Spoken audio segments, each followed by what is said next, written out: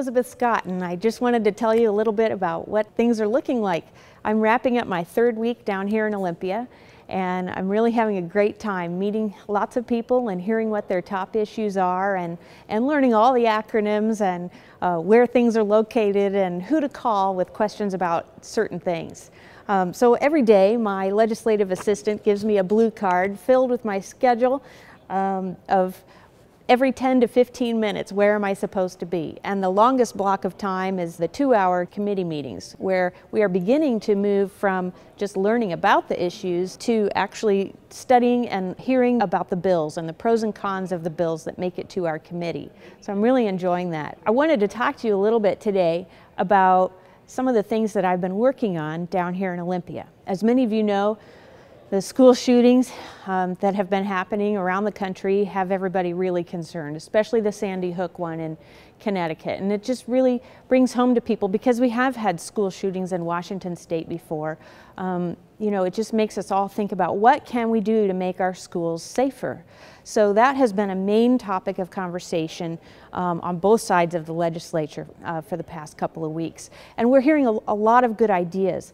But I've been reaching out to my constituents, you, to try to find out what your suggestions are. So when people call me or email me, I call them back and say, what are your suggestions? And we've also been I've been reaching out specifically to teachers and principals, staff members. They were down here for another reason one day, and since I had about 10 staff members there in my office, I said, listen, let's change the topic here a little bit. What are your suggestions for how we can make our schools safer, to keep our teachers, our staff, and most especially our students safe? And it's really interesting, the number of ideas that are out there, you know, ranging from mental health issues. We've been having the discussion about how do we make sure that any new laws are focused on the bad guys and not decreasing the rights of the good guys, their rights to protect themselves in a dangerous situation. And so with that in mind, I'd like to just read from our federal Constitution, which says in its Second Amendment, a well-regulated militia being necessary to the security of a free state, the right of the people to keep and bear arms shall not be infringed. So that's one of the main topics of conversation down here, is how can we make sure that more people are safe, but without infringing upon the rights of law-abiding citizens. And you might be interested to know that in our state constitution, it's actually stronger protections for the right to bear arms. So in our state constitution, it says in Article 1, Section 1, all political power is inherent in the people, and governments derive their just powers from the consent of the governed, and are established to protect and maintain individual rights. So in other words, government doesn't have any rights that people do not already have. Government doesn't give you rights. Remember, they're inalienable.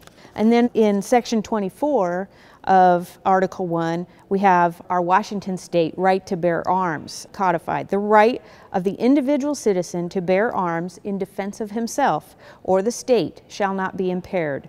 But nothing in this section shall be construed as authorizing individuals or corporations to organize, maintain, or employ an armed body of men. And if you're wondering why they put that last part in there, it was because they were concerned that maybe corporations would hire some kind of militia just to guard that corporation from some kind of union activity. So they put that in there. Thankfully, we haven't had to use that.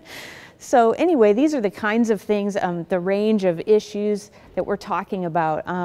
Do we need more school resource officers? Do we need, you know, do we need to allow other people to, do we need to match our state law to federal law, to the federal Gun-Free School Zones Act signed by Bill Clinton all the way back in the early 90s? You know, it turns out our law doesn't exactly match that law. So while I'm down here in Olympia, I'm focused on not only jobs, schools, fiscal responsibility, but of course public safety, because along with education and caring for the vulnerable, public safety is one of the top priorities of our state constitution, and that's the top duty of a legislator. So I'd really love to hear your ideas on this and on any other topics. You can call me and you can email me. You can come down and visit. I'm in the legislative building downstairs on the first floor in 122E. So thanks so much, and I hope you're having a great week.